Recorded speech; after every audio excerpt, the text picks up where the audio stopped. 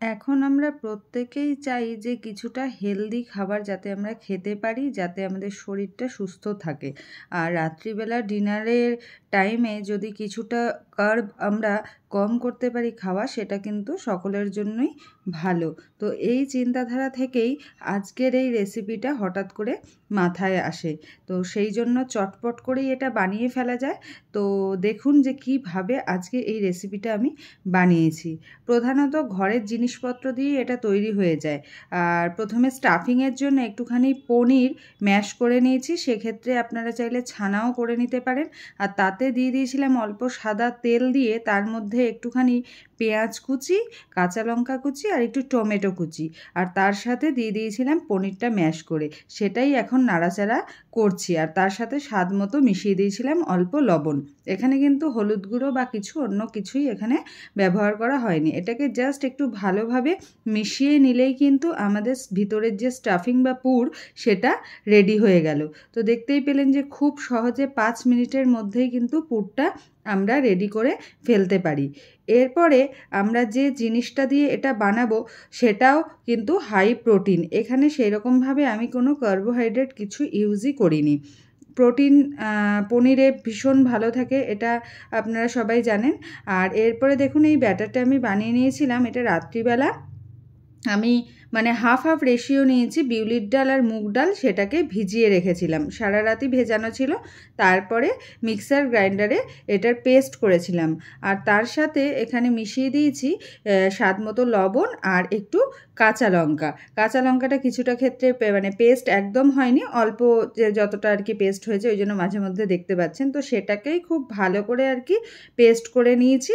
আর জল দিয়ে দেখছেন যে এই রকম ব্যাটারটা হবে, যে খুব ঘন হবে না আবার একদম পাতলাও হবে না। দেখতে পাচ্ছেন যে কীরকম ব্যাটারটা হয়েছে, এই রকমভাবে ব্যাটারটা রেডি করেছি।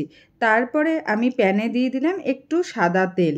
সেই ক্ষেত্রে আপনারা তেলের পরিবর্তে চাইলে কেউ ঘি বা বাটারও ইউজ করতে পারেন, অল্প করে একদম। সেটা দেওয়ার পরে আমি এই ব্যাটারটাকে আস্তে আস্তে এখানে দিয়ে দেব, দিয়ে ধোসার মতো করে পুরো প্যান জুড়ে এটাকে ছড়িয়ে দিচ্ছি। কারণ যতটা পাতলা হবে তত জিনিসটা খেতেও যেমন সুন্দর হবে, আর তেমন এটা আর কি তাড়াতাড়ি তৈরিও হবে। কারণ মোটা থাকলে কিন্তু এটা আর কি পুরোটা ভালো করে আর কি কুক হওয়াটা একটু মুশকিল। ওই জন্য চেষ্টা করবেন যতটা সম্ভব পাতলা করে এটাকে ছড়িয়ে দেওয়া যায়। আর এইখানে যেহেতু বিউলির ডাল আর মুগ ডাল আছে, দুটোই হচ্ছে ডাল, আর ডালেতেও জানেন আপনারা প্রোটিন আছে। আর হ্যাঁ, তার সাথে একটুখানি আমি মিশিয়েছিলাম 2 চামচ মতো সুজি, যাতে একটুখানি এটা আর কি ক্রাঞ্চি ব্যাপারটা হয় আর ওঠাতেও একটু সুবিধা হয়। আমি কিন্তু কোনো রকম এখানে ময়দা বা কিছুর ইউজ করিনি, সেই জন্য একটুখানি আমার পক্ষে ডিফিকাল্ট হচ্ছিল যে এটাকে তোলা। হয়তো একটু ভেঙে যেতেও পারে তোলার সময়, কিন্তু তবুও যারা আর কি ওয়েট লস জার্নিতে আছেন তারা ময়দা টয়দা কিছু ইউজ করবেন না। আপনারা কিন্তু শুধুমাত্র দুটো ডাল আর সুজি দিলেই কিন্তু এইভাবে ব্যাটারটা একদম ভালোভাবেই উঠে যায়। হয়তো সাইড থেকে অল্প কিছু ফাটতে পারে বা কিছু হতে পারে, আমার যেমন সামান্য একটু একটু ফেটে যাচ্ছে, কিন্তু টেস্ট দারুণ হয়। আর যেহেতু এটা আমাদের ওয়েট লসের জন্য একটা ভীষণ ভালো হেলদি রেসিপি, সেই ক্ষেত্রে কোনো রকম অন্য কিছু ব্যবহার আমি করিনি। এরপরে ভিতরে আর কি স্টাফিংয়ের যে পনিরটা সেটা আর কি ভালো করে দিয়ে দিলাম, যেরকম আমরা ধোসাতে দিয়ে থাকি পুর বা পাটিসাপটা যেমন দিয়ে থাকি আর কি, সেই রকমভাবে দিয়ে দিচ্ছি। এটা একদমই আর কি হঠাৎ করেই মনে এলো, তাই এই রেসিপিটা ইনস্ট্যান্ট বানানো। এটার নাম কি হবে সেটা আমি এখনও ভেবে উঠতে পারিনি যে কী নাম দেব।